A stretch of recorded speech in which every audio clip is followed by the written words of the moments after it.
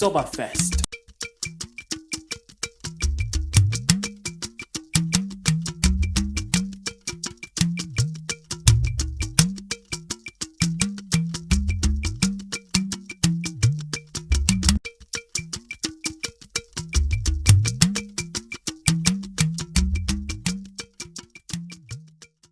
I'm honored to be moderating a chat with my lecturer to discuss literature that she taught me. So once more, thank you, ma'am. Thank you. Good morning, everyone. I'm glad and happy to be here. So before the chat, I'm going to read a little bit from the book. This is the book, Destinies of Life.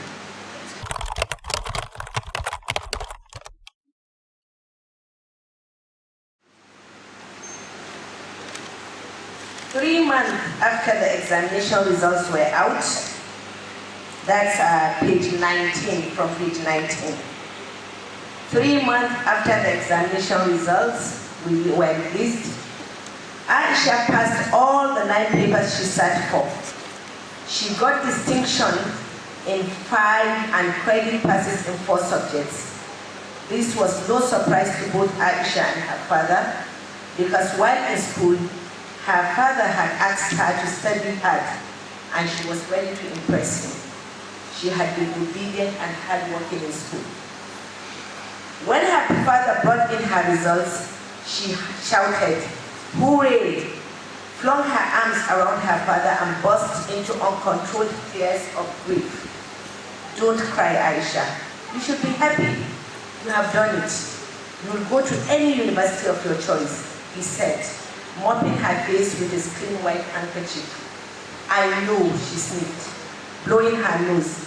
"That's what I'm crying for. Why shouldn't I have a good cry? I've worked for it. I deserve it, and at long last I'm going to see my mother as you promised." Umma and her children gave Aisha a scornful look and walked out of the sitting room. They were not happy about Aisha's success. Both Maimuna and Amina had failed to secure a single credit pass in all the subjects they had written. 2 days later, her admission came from JAM. She had been offered admission to read sociology at the prestigious Usman University, Sokoto. Aisha was now set to meet her mother in style. The night Aisha was to leave for Kano to see Mama was one of the happiest days of her life. She was going to meet her mother with great joy. She had passed her examinations and had gained admission into a prestigious university. She could not sleep. She tossed over and over in her bed, waiting anxiously for the muezzin to call the Subhi prayer. When she was ready to leave, she knocked to say goodbye to Umma. Umma let her eyes run from Aisha's glossy hair to her clothes, and then up again in disgust. She knew without doubt that Aisha was beautiful, more beautiful than her own daughters. With a grunt, she wished her a safe journey that was not intended. When Aisha left, Umma couldn't go back to sleep. She kept seeing the picture of her stepdaughter, the freshness, the promise, and the fear for what might happen to her own daughters and her life if she allowed them to compete with her. She thought of her own daughters and their hazy future. They were not as bright as Aisha. She imagined the shame she would face as a mother if her daughters did not marry well. She had dreamt of seeing them in comfortable homes with all the luxuries in life. She had not bothered until this morning to think of what would happen if the reverse happened.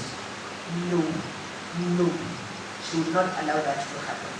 She must find them husbands at all costs, even if it meant shedding the last drop of blood in her. She must find them rich, influential husbands they could control. Seeing Aisha that morning, eager and hopeful, made Umma actually appear aware of how desperate her situation was and how powerless she would be should she fail to change things. She hated Aisha more that morning than ever before. She hated her beauty, her intelligence, which she could not deny, and most of all, her innocence. Until that morning, she had resented Aisha. been jealous of her. Had the household chores to concentrate in class. Her studies had suffered and she had become isolated from her. Never allowed her close to them. Their rejection hurt so deeply and made her grow up faster than most of her peers, but it also made her sad and lonely. As Aisha reflected on the past, she came to conclude that Umma's cruelty that almost turned her into a zombie and other similar happenings during her childhood was her destiny, and nothing could have been done to change that. Thank you. Thank you very much, ma'am, for the wonderful reading. Just to give us a context, this is the story of Aisha. The particular part she's reading is Aisha saying her results after many years of self-doubt, after many years of thinking she would not end up as anything, but getting her results and realizing she had aced it and getting admission that she never thought she would get was a turnover for her. But the story of Aisha doesn't end there. It continues and continues in a very sad way and it's happy way. So it's a mixture of both happiness and sadness for Aisha. So for my first question, I would like to know a particular thing you wanted to say, a particular statement you wanted to make with the book. So I would like to hear from you, from the person's mouth, what that message is. Thank you for that question. A lot of people have asked that question several times. You see, when a writer writes, definitely there must be a message to be passed on. And the main message in this novel is that despite all odds, a girl child can make it in life. Despite the humiliation, despite the disparity in the upbringing from her stepmother, Aisha still managed to succeed in life. And she made it really in life.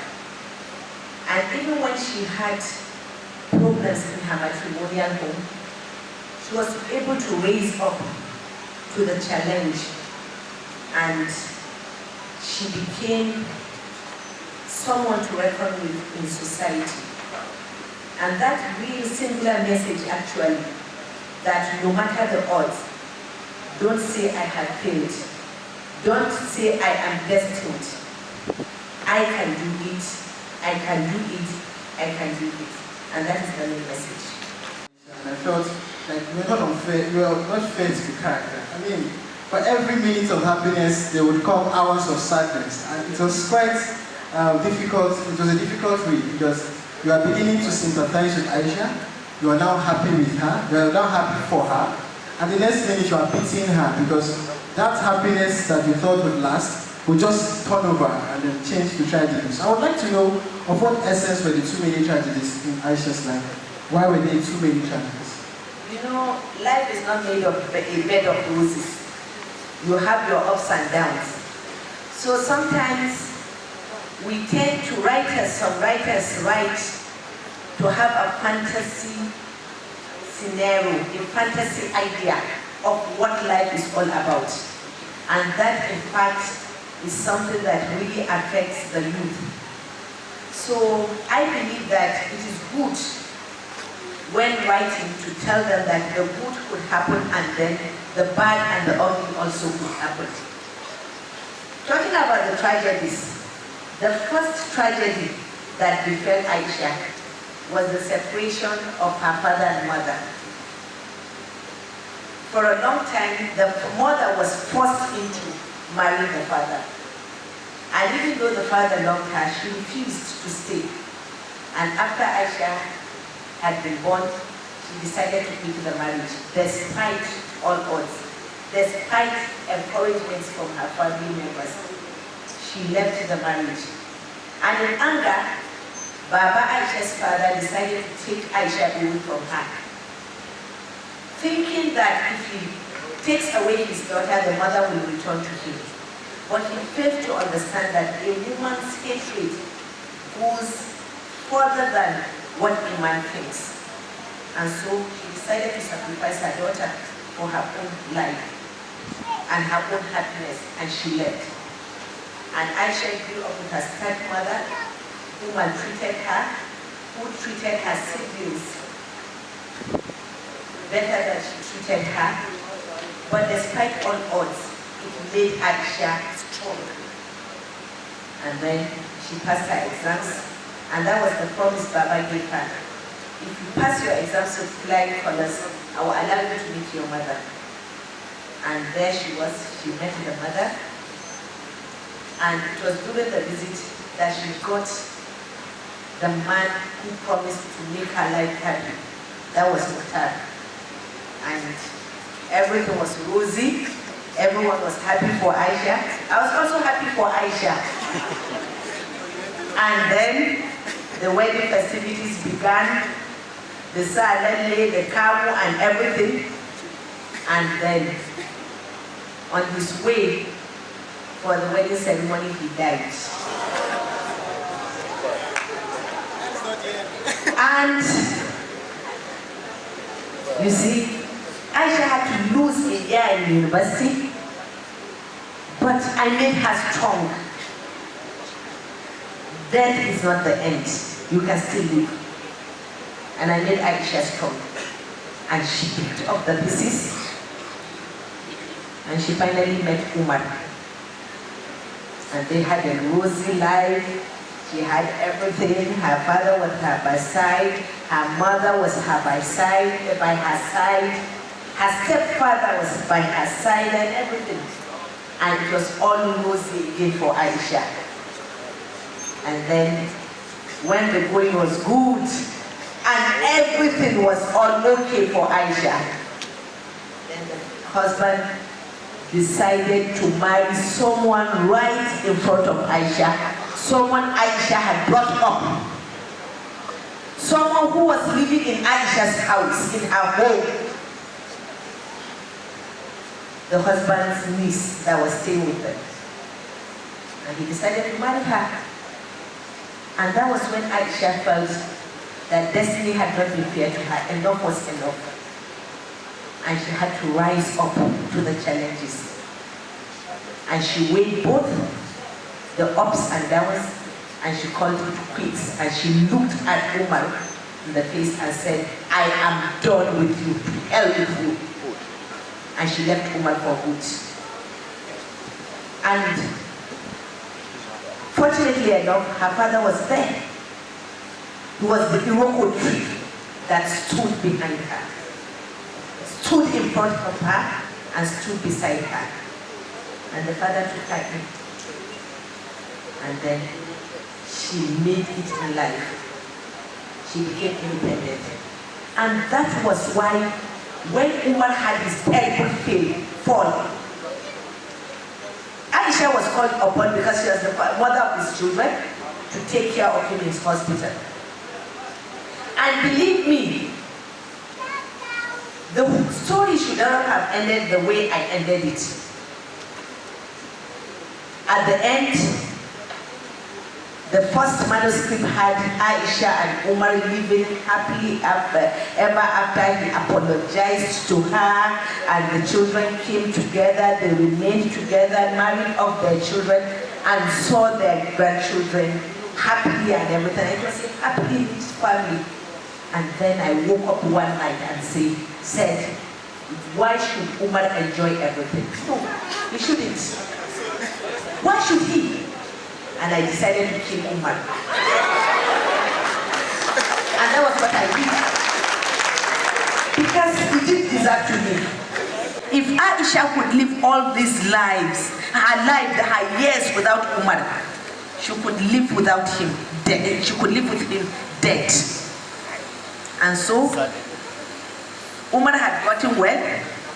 He was happy. He was about being discharged from the hospital, and then Aisha came to administer his medicine, and she found him cold dead, and he deserved to die and not to live.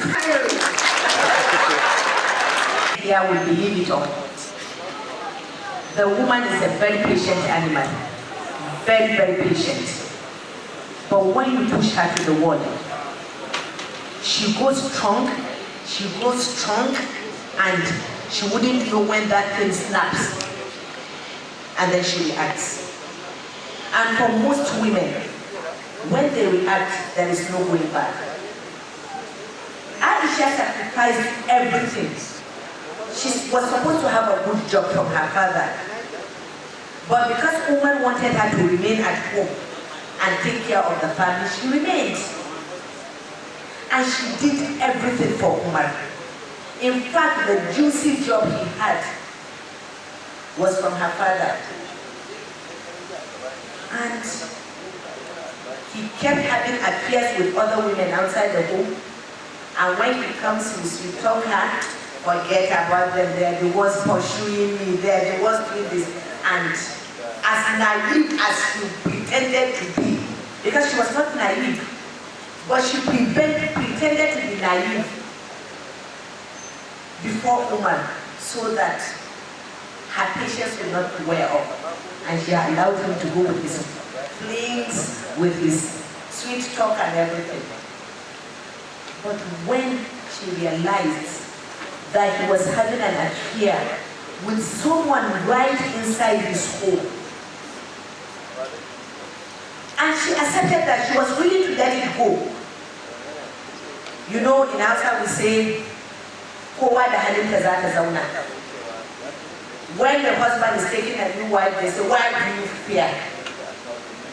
A will stay with her behavior, the other one will be with her behavior. So it's the best in behavior that will have it well or peaceful in the home. And Aisha decided to stay. And even when the ceremony of the new bride was done and she was brought into the house, but the humiliation was when the Jere people came and they humiliated Aisha. And the husband did not see anything wrong in what they had done because he was love drunk. And that was when that thing snapped. And Aisha decided to call it quits. And she just decided to leave.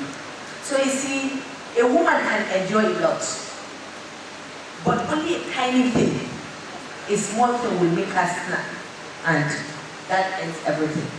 And for a strong woman like Aisha, no matter how you try to convince her, someone who has gone through a lot of patience, you find out that it is difficult to bring her back to what she has said bye-bye to. Thank you very much, ma'am. So my next question is about literatures coming from northern Nigeria. Now there seems to be a common trend. I've been privileged to read a number of books and also written a number of papers on these books. And I've noticed a trend in these writings that they seem to talk about issues that bother around polygamy, that bother around the Delta institution, that bother around religious extremism. Now, I want to know your thoughts. Do you think enough literatures have been written? Do you think enough literatures have been written about these books? No. And we need to do better. You see, if you do not critique a book, if you do not take Destinies of Life, for example, and critique it, this is what Asabe Kabir has done wrong in the book. This is what she should have looked at and has not looked at. If she does, nobody analyzes this book, then you won't say we have enough literary research. Literature mirrors life. You cannot write beyond your society. You cannot write beyond your environment. For example, I cannot write about the Yoruba people well, because I need to go and stay with them, know their culture, know what is okay for them and what is wrong for them, what is their no's and their yes, before I can put in the reality in writing. And that is why you find literature in northern Nigeria concentrating within or around polygamy, the religion, the girl child education and other things, because that is our immediate problem.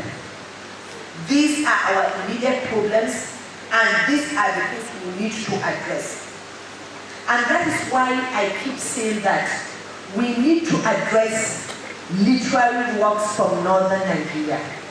But the mistake people make is that they see literary works from northern Nigeria as only literary works written in the English language. For God's sake, English language is a borrowed language. So why should we express ourselves in English? Why should we? We have languages, beautiful languages, and we can express ourselves. We have this Hausa popular literature, which critics, male critics, have tagged Soyayya novels. They are not Soyayya novels. They tag them Soyayya novels because they do not want you to read the mind of women. Because women are the authors. And they tell you what they go through. They tell you what they want to be heard. But alas, the men do not want us to be heard. And so they said Soyayya novel. And several years back, I was surprised when even the Emir of Kano went to born literature, beautiful literature. I wept that day. Because if you read these literary works, you know that they have meanings. They are not Soyayya novels any longer. They are what I call Hausa popular literary fiction. And with them, they talk about anything contemporary. They talk about everything that is happening. And that was why 3 years ago, in Connecticut, we had a conference, African Literature Today, in the US. And when I presented a paper, all my visits to US for the African Literature Conference for 5 years has been on Hausa popular literature. That is literature written by women. I have more than 5,000 titles in my house today. I have interviewed them, the writers, and I have gotten their viewpoints.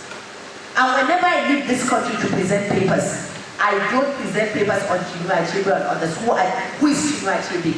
If you compare them to our writers. Our writers write better than Chinua Achebe and others. They write better. Read them, please. The only hinge we have is in the translations. And they were willing to keep me in the US for 1 year if I can translate 100 of those books. So for them to have seen the value of these books, I was only able to summarize a few of these books, but they were willing to invite me, to give me flight ticket, even with my family members, even accommodation.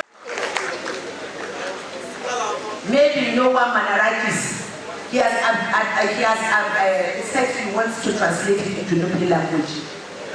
So far, I've not got anyone who wants to translate it into Hausa language, but I know with time, someone will come up.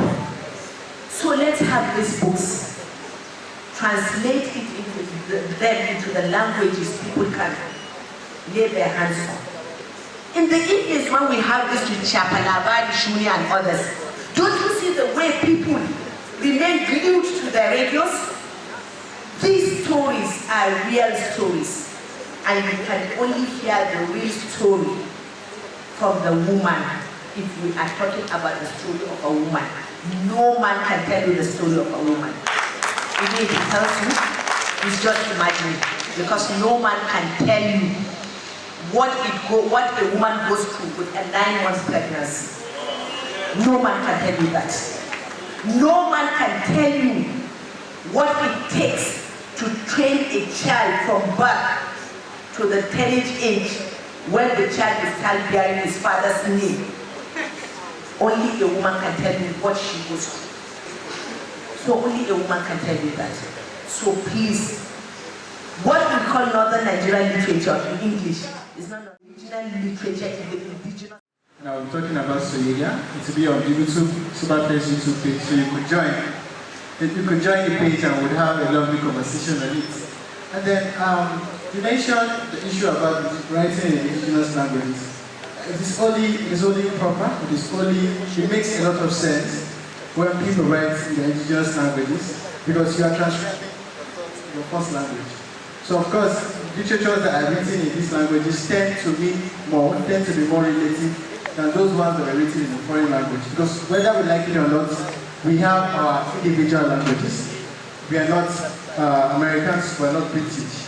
So yes, when we read these works, we tend to relate more because the language is something we are familiar with. And stories tend to be more relative when they are talking about issues you can relate with. So my final question here is, now these literatures that come from northern Nigeria, as you said enough about it, is that like, how do you feel? How do you feel that the issues you talk about in Destinies of Life, the issues that other authors have talked about in previous books before yours, and issues that are still being talked about in new books, still linger? How do you feel about that? How does that make you feel? One or two. Like, do you see a change? Are you seeing a development? And do you foresee a time where it would be a throwback? It would be a throwback when we start talking about these issues?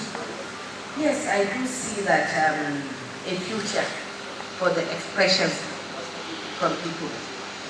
You see, before now, people kept quiet when they were bullied. People kept quiet. They suffered in silence. And it is what Fela says or said, suffering and smiling, were a kind of people who suffer and smile at the same time. But once we bring it out, unbottle it, bring out the bottled problems, I believe that when people read, we find solutions to the many problems that are being faced.